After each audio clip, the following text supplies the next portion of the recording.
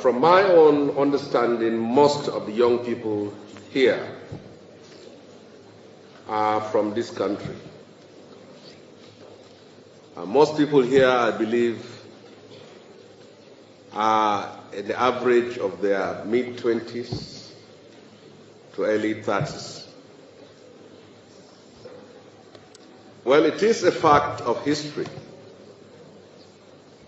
that almost 60% of Nigeria's population were born after 1999. We now have a population of 230 million people. So most of your experience as far as this country is concerned started from what happened 20 to 25 years ago.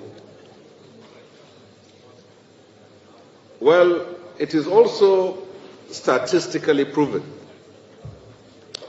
that an average 25-year-old person in this country has never experienced a 12-month of peace since he was born.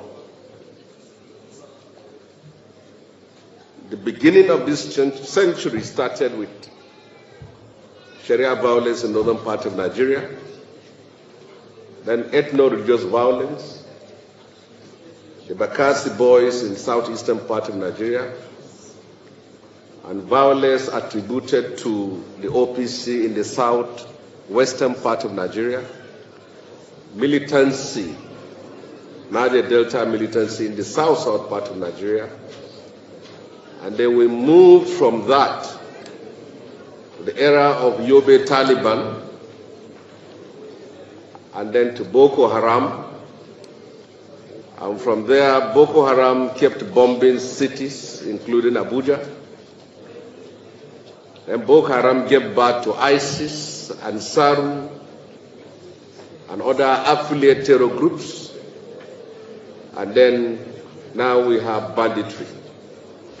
So if you look at this history, it seems that we have been transiting from one form of violence and crisis and bloodshed to another in the last 25 years. YCC has given a platform for which I believe that contributions that will come from this forum will help in addressing the challenges we are facing as a nation and also as a people. There are many causes of conflicts and violence in West Africa. You can attribute it to terrorism and extremism, poverty and extreme economic inequality, ethno-religious violence, border dispute, farmer-herdsman crisis, and all forms of agitation.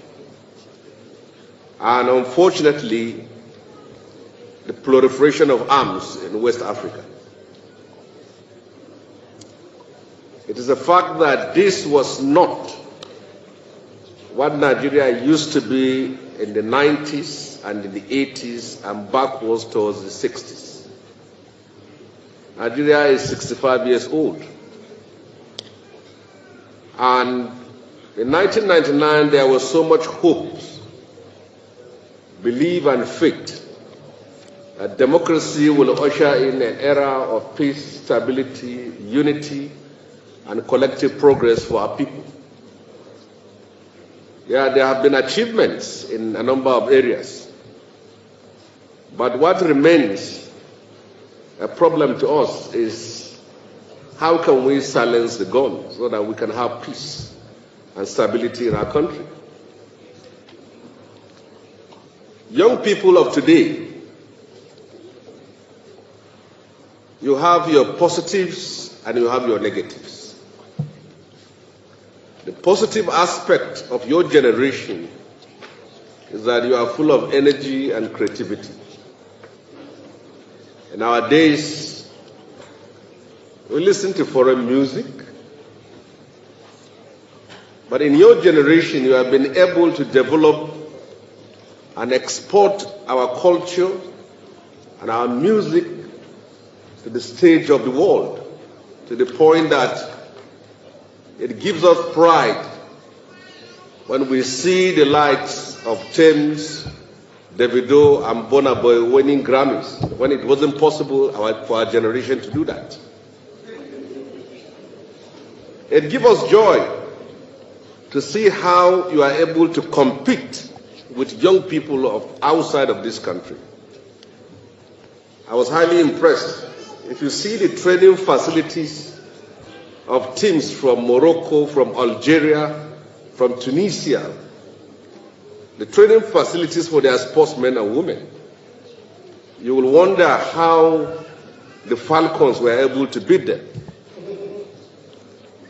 This shows that with more for Nigerians, we can achieve more. The negative aspect of your own generation is that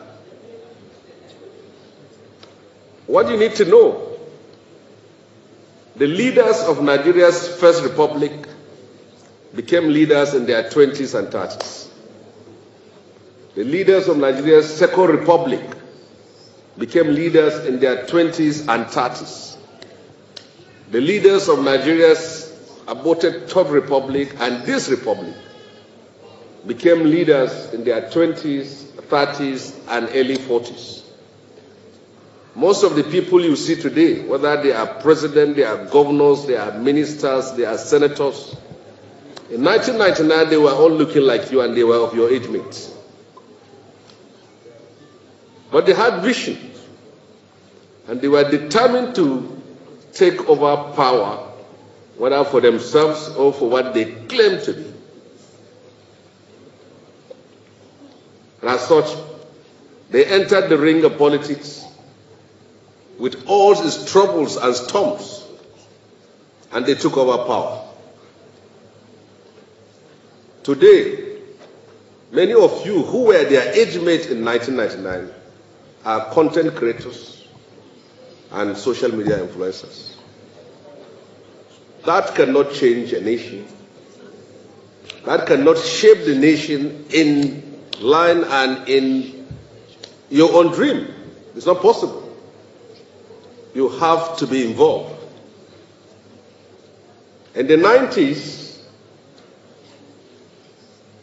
I've been a senator, and I will still return back to the Senate. Yes.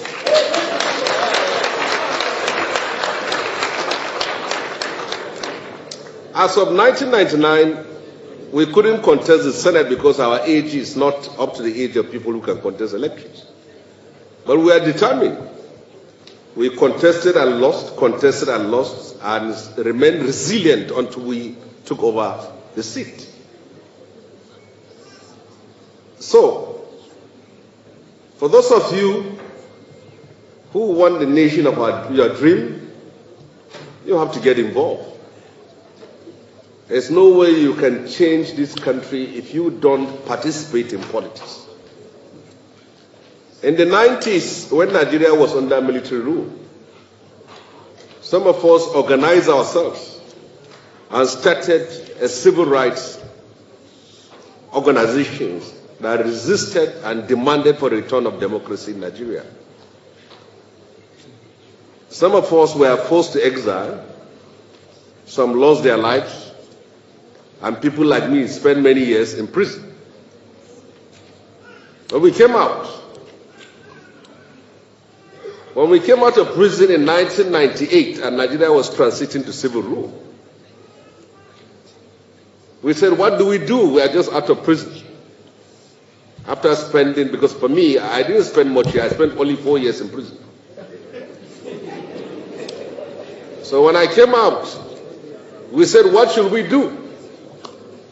Some said we should continue the struggle for Aluta, protest and whatever. Some said, no, we should get involved in politics and take over political power. The ANC in South Africa, after the years of struggle against apartheid colonialism, transited from a liberation movement to a political party and took over political power. In our case, many of us made that tragic mistake of refusing to participate in politics in 1999. People like Bola Ahmed Tinubu, who is the president today, disagreed with us who are at the extreme end with Chief Gani Fawemi. Gani Fawemi said we will not participate, we will continue to fight the military. We are going to continue to organize protests. People like Tinubu said they are going to participate. It took us 4 years for us to realize that we are on the wrong path. The politicians who never went to prison, who never paid sacrifices, who never suffered for democracy, took the opportunity of that transition, and today they are in power. Many of us later struggled to became impossible. Falana tried to be governor of Ekiti State. It couldn't work. Chief Gani Fawemi tried to contest the presidency. It couldn't work. Olisa Obakoba tried to contest the presidency. It couldn't work.